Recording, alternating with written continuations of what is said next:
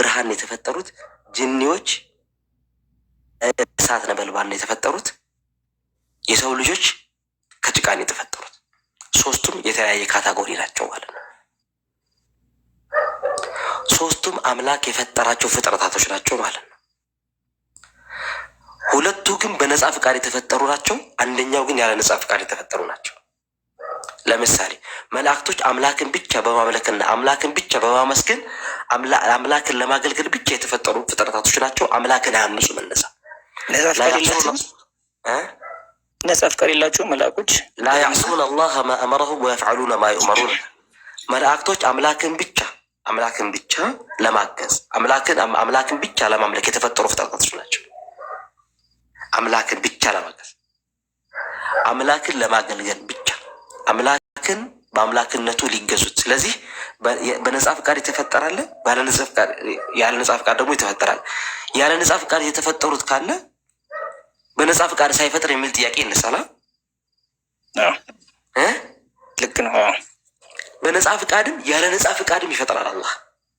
ያለ ነፃ ፍቃድ ሲፈጠር ያለ ነፃ ፍቃድ ሰጥቷቸው የተፈጠሩት ፍጥረታቶች ደግሞ ሰዎችና ጋኔኖች ናቸው። ጋኔኖች እንደኛ እኛ ሰው እንደሆነው እነሱም ደግሞ የአላህ ፍጥረታቶች ናቸው፣ ከኛ የተለዩ ናቸው። ግን ሁለቱም ግን የአላህ ስብሐነ ወተዓላ ነው የተፈጠሩት። የተፈጠሩበት ዓላማስ ምንድን ነው ብለን እንጠይቅ እስቲ። ሁለቱም ምንድን ነው የተፈጠሩት እንጠይቃለን። መቼም አንድ ፍጥረት እዚህ ምድር ላይ አምላክም ሆነ የትኛው ዩኒቨርስ ላይ ያለ ምክንያት አይፈጥርም። በምን ምክንያት ነው የተፈጠሩት? አንደኛ the purpose of life የእነሱ የተፈጠሩበት ትልቁ ዓላማ አምላክን በብቸኝነት እንዲገዙ። ወማ ኸለቅቱል ጂነ ወልኢንሰ ኢላ ሊዕቡዱን። አጋኔንቶችንም ሆነ ሰዎችን እኔን ሊገዙኝ እንጂ አልፈጠርኳቸውም እንጂ ለሌላ ዓላማ አልፈጠርኳቸው። ስለዚህ አምላክን ሊገዙኝ የተፈጠሩት ማለት ነው። አምላክን በትክክለኝነት የተገዛ ሰው በነፃ ፍቃዱ አምላክን ማመጽ እየቻለም የማመጽ መብት ተሰጥቶታል። ነፃ ፍቃድ ማለት ማመጽም አለማመጽም ማለት ነው። አምላክን በነፃነት አምላክን በነፃ ፍቃድ አገልግሎ ትልቅ እንትን የሆነ ወለቀድ ከረምና በኒ አደም የአዳምን ልጅ አከበር ነው ይላል። ስለዚህ ከመላእክቶችም በላይ የበላይ ትሆናላችሁ አለን አላህ። ገባ? ነፃ ፍቃድ እያለ አምላክን ማምለክ የበለጠ ትልቅ ደረጃ ይሰጥሃል። አምላክን 24 ሰዓት ከሚያገለግሉ ሰዎች ትበልጣለህ ማለት ነው። ስለዚህ አምላክን አለመገዛትስ ኃጢአት ነው አይደለም? አምላክን የተገዛ ሰው እና አምላክን ያልተገዛ ሰው። ስለዚህ ጋኔኖች ምንድን አማራጫቸው? የተፈጠሩበት ዓላማ አምላክን ለመገዛት ነው። ስለዚህ አምላክን የሚገዙ ከነሱ ውስጥ አለ። ለምሳሌ ቁርአን ላይ ምን ያነሰለ ቁል ኡሒየ ኢለየ አነሁ እስተመዐ ነፈሩ ሚነል ጂኒ ፈቃሉ ኢና ሰሚዕና ቁርአንን ዐጀባ። እኛ ነቢያችን ሰለላሁ ዐለይሂ ወሰለም ቁርአን ሲቀሩ ሰሙ። ብዙ ታሪክ ነው እሱ። ሲሰሙ ሰሙና ከዛ ምን አሉ? ኢና ሰሚዕና ቁርአንን ዐጀባ፣ በጣም የሚገርም የሚደንቅ እጅግ በጣም የሚጣፍጥ ትልቅ እንትን አገኘ። ምን አደመጥን አሉ። ኢና ሰሚዕና ቁርአንን ዐጀባ የህዲ ኢለ ሩሽዲ፣ ወደ ቀጥተኛው መንገድ የሚመራ ወለን የህዲ ኢለ ሩሽዲ፣ ወደ ቀጥተኛው መንገድ የሚመራ ትክክለኛ መንገድ። ነቢዩ መሐመድ ሰምተው ነበር ማለት ነው። ጅኒዎች ሲቀሩ ሰምተውት ነው። ያ ነገር አለ እንዴት ተሰምተው አሰራሽ።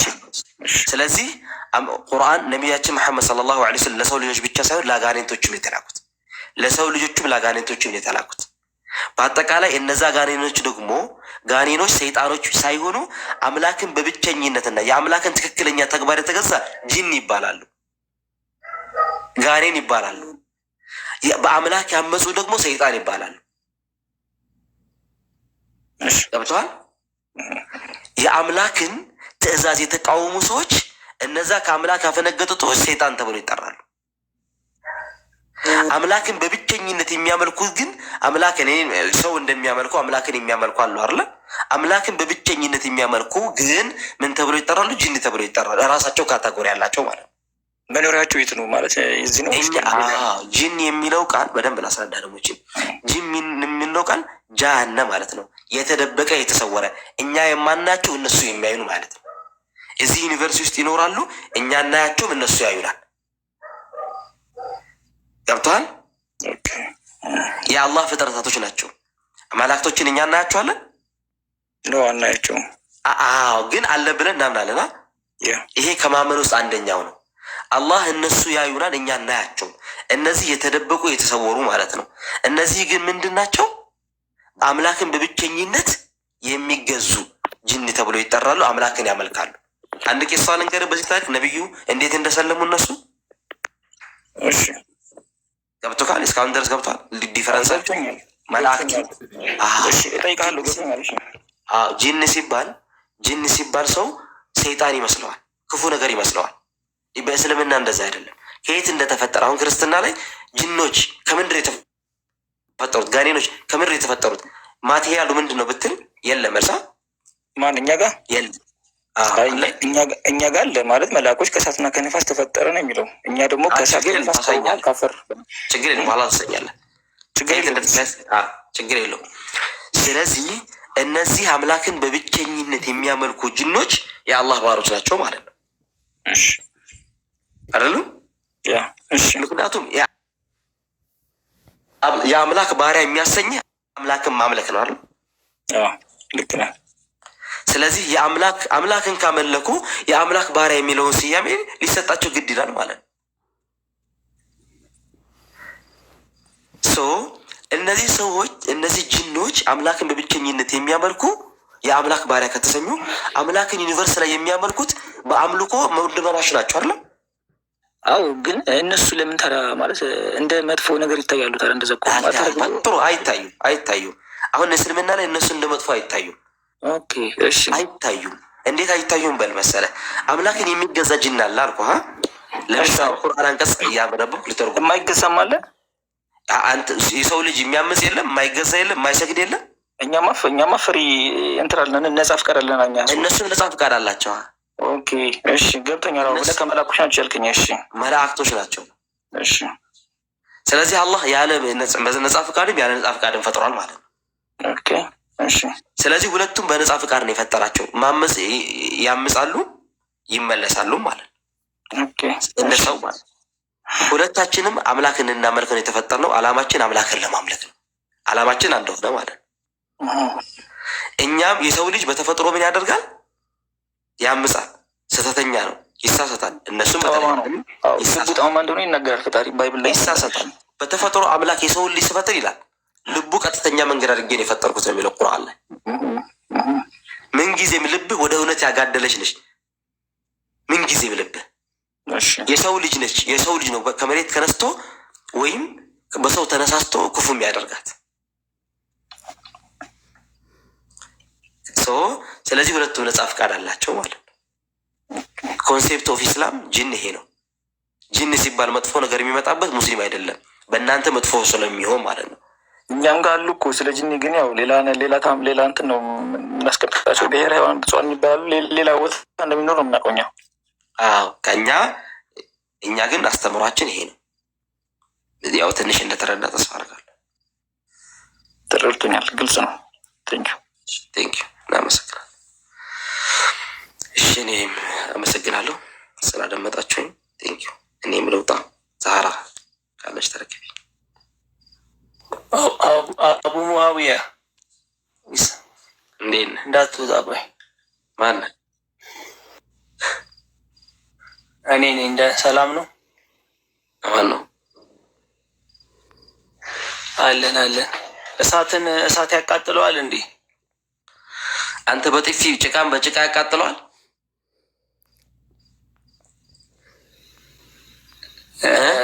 እሱ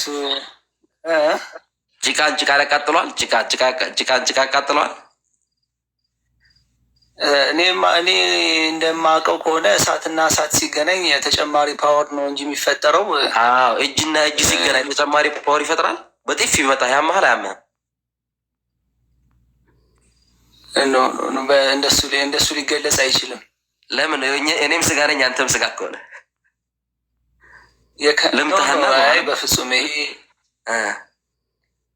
በፍጹም እንደሱ። ስለዚህ ያማል ማለት ነው። አንድ አይነት ብትሆንም ፓወር አይጨምርም፣ ሊያሳምህ ይችላል ማለት ነው እኮ። አሁን ለምሳሌ የካደ ጅን ከእሳት ነው የተፈጠረው፣ ተመልሶ እሱን እኮ ነው ወደ እሳት መግባት ነው። አሁን አይደለም አንተ አሁን በጥፊ ስመታ በስጋ ነው የተፈጠርኩት አይደለም እኔ። ቆይ እሺ አሁን አንተ እኔን በጥፊ ስትመታኝ የሆነች ትንሽ ህመም ሊሰማኝ ይችላል። ልትሞትም ትችላለህ በጥፊ። ጆሮ ግንድህን ቢልህ ትልቅ ሰውዬ አሁን ጆሮ ግንድህን ቢልህ አንድ ትልቅ ሰውዬ መጥቶ እጁ ትልቅ የሆነ ሳይንስ ታውቃለህ? አድምጠኝ ወገኔ አድምጠኝ። ሕክምና ታውቃለህ? ሕክምና ስራ ፊል አይደለም ግን የተወሰነ በቃ። ስለዚህ ከዛ አንጻር ውሰደው። ሕክምና ላይ ይኸው እንኳን ይሄ ተንዶስ ፂምን ስትስተካከል ያለችው ጅማትህን ከተነካች ትሞታለህ። እንኳን ጅማት ነው እሱ። ታዲያ እንዲ አሁን እንትን ብለህ ከስጋ ብለህ ጅማት ለምን እንትን አለ መታን ያልከው በስጋ። ስለዚህ ሎጂካል የሆነ ጥያቄ ነው። የሚረባ ጥያቄ ጠይቅ ለልፈስ ነው ጥያቄ እንደተመለሰ አይደለም። አሁን ጥያቄ አልነበረም። እኔ እኮ ይሄ ጥያቄ አልነበረም፣ ግን ከእሱ ጋር ስታስረዳው ከሰማሁት አንጻር ነው። ሎጂካል ፐርስፔክቲቭ ይሄ ነው በአጭሩ። አንድ ነገር ላይ በመጨመር የሆነ ነገር ላይ ጉዳት ያደርሳል ወይ ሳያደርስ የሚለውን እኛም ከጭቃን የተፈጠርነው የሰው ልጅ በሰራው ሰው ልጅ ያሳማል በትንሹም ቢሆን። የአምላክ ሲሆን ደግሞ ይብሳላ። ለምን ለጅን ታዲያ ቅጣቱትን ዝቅ አለ? የሰው ልጅ እየተቃጠለ ጅን ደግሞ ምክንያቱም በተፈጠረበት እኛ ለምን ጭቃ ውስጥ አልከተተን? ጭቃ ውስጥ አልከተተን። እሱን ለፈጣሪ ነው የምንተወው፣ ችግር የለውም። ፈጣሪ በምን መንገድ መቅጣት እንዳለበት እሱ ያውቃል። ለሀሳብ ልታቀርብለት ነው ለፈጣሪ አይደለማ። አንተ አሁን እዚህ ጋር ልታቀርብ ወይ ደግሞ ልታስረዳበት የቻልክበት ያለምን ምክንያት ነው ማለት ነው። እንደዚህ ምክንያት የለህም። ሎጂካል ፐርስፔክቲቭ ነው እያስረዳን ያለ ነው። አታውቅም። አሁን ሎጂካል ፐርስፔክቲቭ ምንድን ነው? አታውቅም። ታውቃለህ? ምን እስኪ ድገመው እስኪ። አታውቅም እንትን በል ፈጣጠንክባት እኮ። ሎጂካል ፐርስፔክቲቭ ታውቃለህ? ለምንድን ነው የማላውቀው?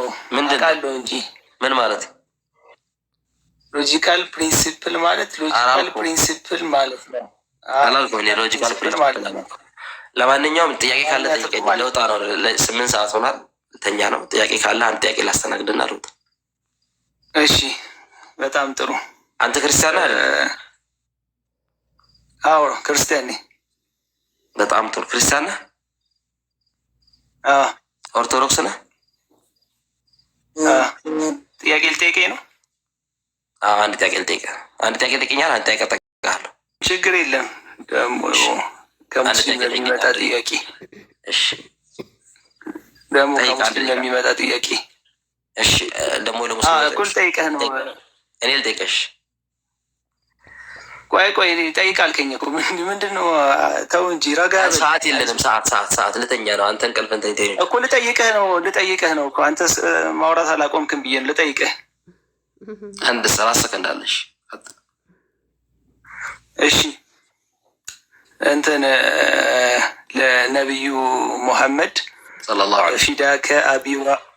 ፊዳከ አቢ ወኡሚ ያ ረሱለላህ ትላላችሁ አይደለ?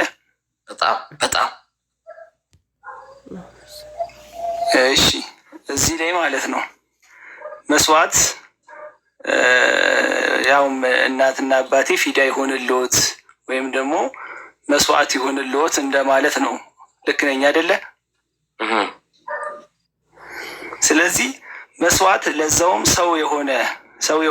ሰው የሆኑ አባትና እናት መስዋዕት እንዴት ለፍጡር ይቀርባል? መስዋዕት ማለት የግድ መሞት አለበት የሚለውን አንዴ ተረጋ። በቃ ልመልስልህ። አንድ ጥያቄ ነው። ቆይ እኮ አያይዤ እዚሁ ላይ ነው። አንድ ጥያቄ ነው ግን በሌላ አንግልም አለው። ልመልስልህ፣ ሰዓት የለንም። ስለዚህ መስዋዕት ማቅረብ አንድ ማንነት በሌለበት በሁለተኛ መደብ ሆይ በማለት ማናገር ዱዓ ማድረግ ነው አይደለ? እንዲህ ከዚህ በፊት በሚታወቅ እንትን። ስለዚህ ዱዓ እያደረጋችሁ ነው ማለት እናትና አባቴ ሙትልዎት፣ እናትና አባቴ መስዋዕት ይሆንልዎት እያላችሁ መስዋዕት ያው በሌሉበት በሁለተኛ መደብ እናንተ ሆናችሁ። አዎ ጨረስኩኝ። አብራርተህ መልስልኝ። በጣም ጥሩ። አንድ ነገር ፊዳ ከአቢ ወእሚ ትላላችሁ። ለምንድን ነው የምትሉት? አዎ እንላለን። ያ ማለት ነቢዩ ሰለላሁ ዐለይሂ ወሰለም ሞተዋል። የሞለሙ ከዛ በኋላ ለሰው ልጅ ለምንድን ነው መስዋዕት የምታደርጉት? እኛ በግ አይደለም የምንታረደው ወንድም። መስዋዕት ሲባል የግዴታ መታረድ አለበት ማለት አይደለም።